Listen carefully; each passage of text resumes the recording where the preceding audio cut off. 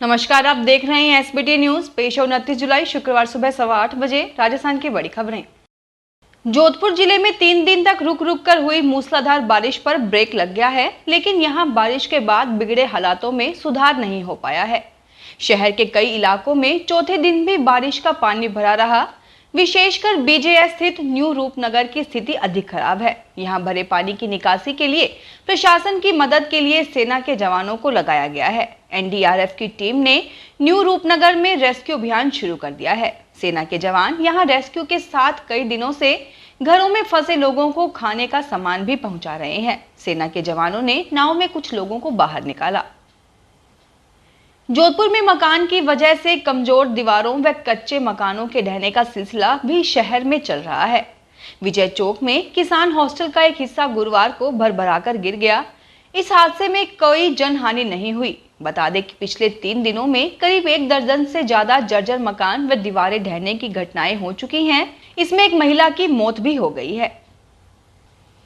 भारी बारिश के कारण जोधपुर जिले के रेगिस्तानी माने जाने वाले ग्रामीण क्षेत्र में कई स्थान पर बाढ़ के हालात बन गए हैं। रेतीले धोरों में पानी बह रहा है। सभी बरसाती नदी नाले उफान पर रहे। वहीं कई एनीकट व तालाब फूट गए। इस कारण खेतों में पानी भर गया। कई सड़क मार्ग प्रभावित हुए हैं। लोहावट में भारी बारिश के कारण कई कॉलोनियां जलमग्न हो गई। वहीं रेल पटरियों के नीचे व ऊपर से पानी बहने के कारण जोधपुर जैसलमेर रेल मार्ग बाधित हो गया। कमला नेहरू महिला महाविद्यालय परिसर में पानी जमा हो गया है। 3 दिन तक हुई इस बारिश के कारण यहां परिसर स्थित पार्क, पार्किंग व अन्य स्थानों पर 1 फीट तक पानी भर गया है, जिसके निकासी की आज दोपहर तक कोई व्यवस्था नहीं हो पाई थी। यहां आने वाली छात्राओं व स्टाफ को इस जमा पानी के कारण परेशानी का सामना करना पड़ रहा है। राजस्थान के राज्यपाल कलराज मिश्र आज शुक्रवार को बीकानेर आएंगे। यहां 3 दिन रुकेंगे और वेटरनरी विश्वविद्यालय में संविधान पार्क का उद्घाटन करने के साथ ही कुलपतियों की मीटिंग भी लेंगे।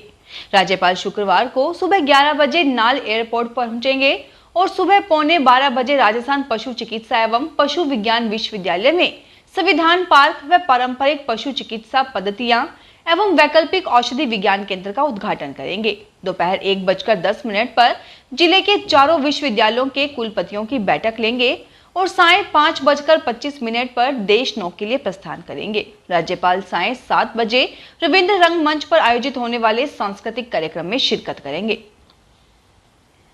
जोधपुर में बारिश का दौर थमने के बाद जिला प्रशासन, नगर निगम, जेडीए और पुलिस के अधिकारियों ने प्रभावित इलाकों का जायजा लिया। संभागीय आयुक्त कैलाश चंद मीणा, जेडीसी अवधेश मीणा, नगर निगम आयुक्त राजेंद्र सिंह कविया, डीसीपी पश्चिम गौरव यादव सहित अन्य अधिकारियों ने भी शहर का भ्रमण कर बिगड़े हालातों का जायजा लिया।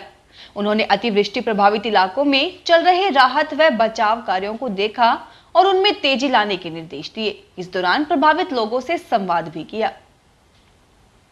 जोधपुर के जिला कलेक्टर हिमांशु गुप्ता ने गुरुवार को कायलाना पहुंचकर जन स्वास्थ्य अभियांत्रिकी विभागीय अधिकारियों से चर्चा की और अतिवृष्टि से उत्पन्न स्थितियों के बाद जल स्रोतों के बारे में जानकारी ली। अतिरिक्त जिला कलेक्टर राजेंद्र डांगा तथा जन स्वास्थ्य अभियांत्रिकी विभाग के अधिकारी भी इस दौरान साथ थे। जिला कलेक्टर ने आगामी समय में बरसात की अधिकता की स्थिति में कायलाना जलाशय में पानी के अधिकतम भराव की स्थिति में संभावित समस्याओं को देखते हुए पहले से ही समुचित प्रबंध सुनिश्चित करने के निर्देश दिए। जोधपुर में हुई भारी बारिश के बाद केंद्रीय जल शक्ति मंत्री गजेंद्र सिंह शेखावत भी अपने संसदीय क्षेत्र पहुंच गए हैं। उन्होंने यहां बारिश से प्रभावित इलाकों का दौरा किया और अधिकारियों से राहत व बचाव कार्यों की जानकारी ली। वे अतिवृष्टि प्रभावित बीजेएस के न्यू रूपनगर गए और वहां चल रहे राहत व बचाव कार्यों का जायजा लिया। बाद में सर्किट हाउस में अधिकारियों की बैठक के बाद डरबी कॉलोनी में वर्षा प्रभावित क्षेत्र का अवलोकन किया। हरियाली अमावस्या पर जोधपुर में भारी बारिश को देखते हुए पुलिस ने भोगीशिल परिक्रमा पर रोक लगा दी। इसके बावजूद श्रद्धालु परिक्रमा करने पहुंचे तब पुलिस ने उन्हें वापस भेजना शुरू कर दिया। पुलिस के मना करने के बाद भी कुछ श्रद्धालु नहीं माने तब उनके वाहनों के चालान काटे गए। रातानाडा गणेश मंदिर के बाहर पुलिस ने श्रद्धालुओं से भरी हुई बसों के चालान काटे। पुलिस ने इन श्रद्धालुओं को वापस घर भेज दिया। हालांकि कई लोग पुलिस से बचते हुए यहां पहुंच गए और उन्होंने यहां परिक्रमा की। हरियाली अमावस्या होने के कारण गुरुवार को शहर के सभी मंदिरों में भीड़ रही। रातानाडा स्थित प्राचीन गणेश मंदिर में दिन भर भक्तों का तांता लगा रहा। शहर के भीतर प्राचीन कुंज बिहारी मंदिर और अचलनाथ मंदिर में बम बम भोले और हर हर महादेव के जयकारे गुंजायमान रहे। वहीं लोगों ने अमावस्या होने के कारण दान पुण्य भी किया। लोगों ने गायों को हरा चारा खिलाया। राजस्थान में साइबर ठगी के मामले लगातार बढ़ रहे हैं। अब अपराधियों के हौसले इतने बुलंद हो गए हैं कि अब उन्होंने मुख्यमंत्री तक को नहीं बख्शा। इस बार ठगों ने मुख्यमंत्री अशोक गहलोत की डीपी लगाकर ठगी करने का प्रयास किया है। सीएम के नाम से ठगी के प्रयास का मामला जब सामने आया तो पुलिस प्रशासन हरकत में आ गया। बता दें कि साइबर ठग ने अपने व्हाट्सएप नंबर पर सीएम अशोक गहलोत की डीपी लगाई। डीपी लगाने के बाद ठग ने डीएस प्रोटोकॉल नरेश विजय को व्हाट्सएप पर मैसेज किया। स्वयं को सीएम बताते हुए ठग ने नरेश विजय से रुपयों की मांग की, साथ ही 2 लाख रुपए के अमेजन गिफ्ट मांगे।